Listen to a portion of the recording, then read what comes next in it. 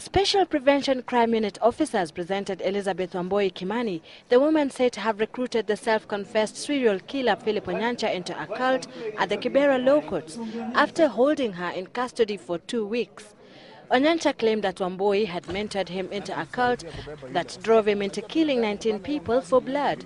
For the first time, Wamboi was treated to full glare of the public and cameras. She appeared uncomfortable.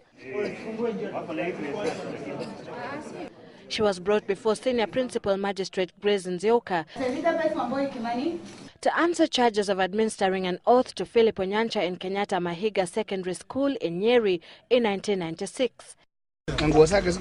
An oath that supposedly bound Onyancha to commit murder when called upon to do so. Wamboi, however, denied the charge.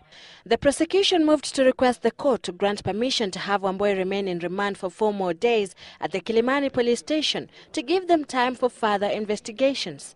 The magistrate granted the application, but Wamboi wanted to be released on bail, arguing that she had already spent 14 days in custody.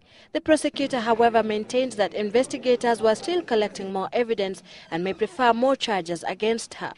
But even before investigators pressed more charges against Wamboi, the court dismissed her bail application since she has been charged with a serious offense and may be sentenced to death if found guilty.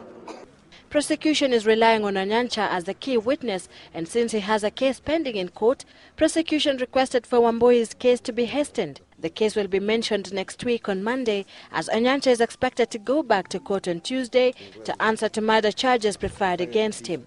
Meanwhile, detectives in Kisii continue to hold the latest serial killer, who confessed to have killed 7 people. George Okoth voluntarily admitted that he was also a member of a cult that kills for human hair. Sylvia Chebet, Citizen Live.